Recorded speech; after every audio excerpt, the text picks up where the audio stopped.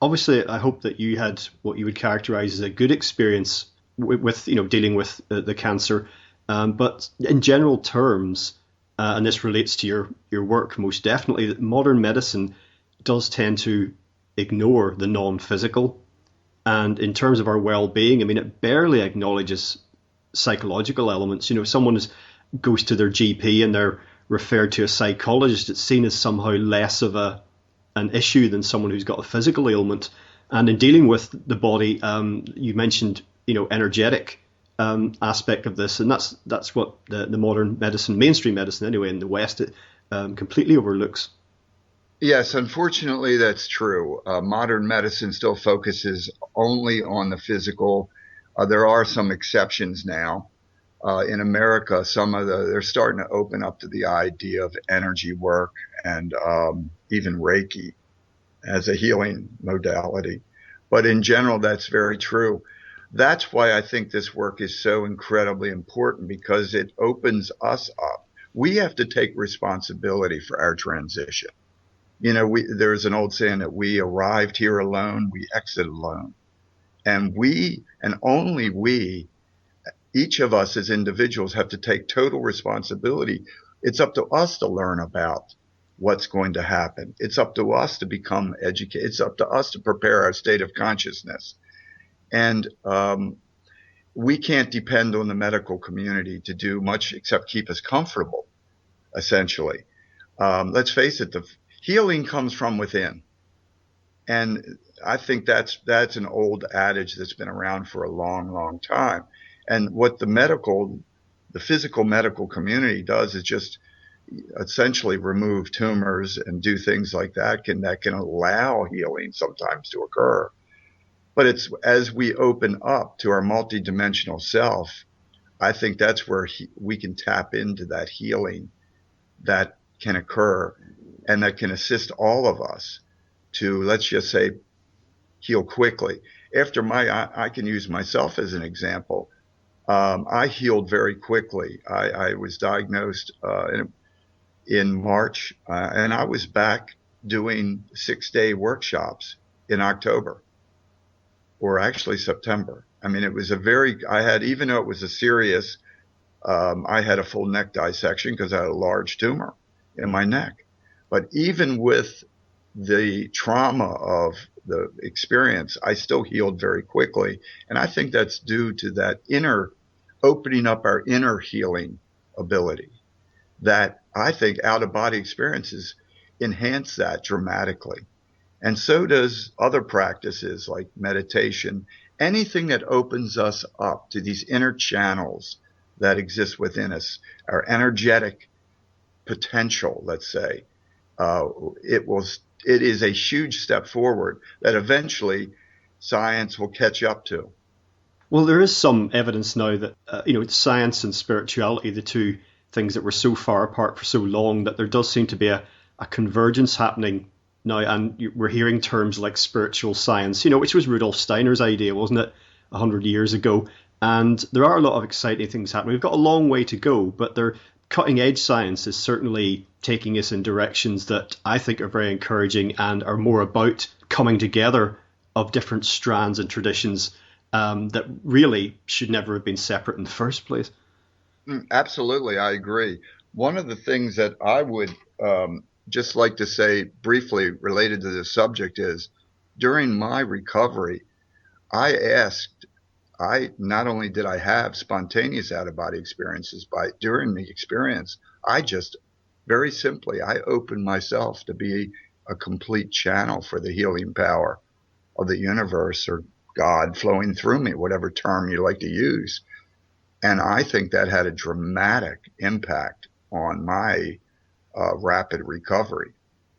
And I know for a fact that probably was more important to my recovery than anything else I did. And I even write about it in the new book. I talk about floating in this chamber where these vibrational energies are all around. And that's exactly what I experienced. And it's not like I created it. I'm not saying that I didn't consciously create this healing environment. My higher self or spiritual essence created this healing environment because I was open and receptive to it. And I think this is what is so important. Just being open to our essence and allowing that healing energy to, let's just say, saturate every part of our multidimensional self. And that's the true source of healing. Yeah, because a lot of illness, and there are certain types of disease that are particularly prevalent in the modern world, they're at the root, it's fundamentally a sort of an energy disruption more than anything else. Yeah, I mean, there's beyond trauma and toxicity, trauma being you have an arm severed. Well, you can think what you like, but your arm's been severed. You drink a bottle of arsenic. Well, you can think what you like, but that's that. But beyond those two things, it really is at the energetic level that I think illness seems to come and go. Oh, absolutely. There's energy blocks. I mean, this is something that the Chinese started talking about thousands of years ago with the meridians. There's nothing new. Actually, it's just an older, let's just say it's an ancient practice of as above, so below, that there's energy. We are energy beings. Even quantum physics says that. There's nothing solid in the universe. So, as energy beings, as consciousness, we have the ability to influence our physical self. And I think it's just common sense to me.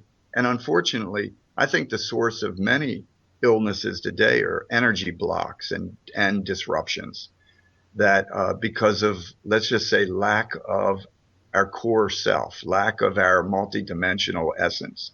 And with so many people in a materialistic society totally focused on their body, instead of focusing inward to the energetic source that lies within them. We mentioned earlier your latest book, which is Adventures in the Afterlife. And the first section of that, we can sort of say it's fictionalized account. And you've come up with this character, Frank Brooks. And the first part of the book tells the story of his journey in the afterlife, what happens to him, what he experiences after physical death. Now, it was most interesting reading it because as you go through it, you get an impression of what you think is happening to this guy, and then it suddenly changes. And it's actually very entertaining in that way. For example, in the early stages, Frank arrives in what appears to be heaven. It's picket fences, flower beds. It's a very pleasant life. But he discovers quite quickly that it's actually a very controlled and limited environment, and that the place he finds himself in is not the end. Oh, absolutely, because that is what, in hundreds and hundreds of my experiences, I have experienced similar realities. I call them consensus realities. At death, people go to the reality that conforms to their concepts of a physical-like reality. And what many people don't seem to understand is that there's countless millions of realities because the universe is thought responsive. So we will go to the reality initially, and that's clearly what I was presenting in the book. The character goes to the reality that resonated with his state of consciousness.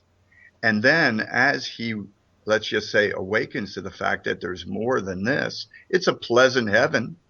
He experiences it's much more pleasant than the physical world, and it's much more beautiful. But he realizes there's severe limitations also, because it is created by the group mind of the inhabitants. And there are millions of these realities. For instance, a right-wing Christian would not experience the same kind of afterlife as a right-wing Muslim would. They would enter consensus realities that may be dramatically different, because people go to what resonates with them. What I wanted to get across was the multidimensionality of the universe, and how that we limit ourselves by what we believe. And once you open up to the totality of yourself, you can begin to experience the full beauty and spectrum of our magnificent universe and it's all for us. But people limit themselves, and that's what I really tried to get across in a dramatic way. That's why on page 7 I had the main character dying. I wanted to get across a gut feeling of this. and it's not the end. There is no end point. We continue to evolve through many, many dimensions.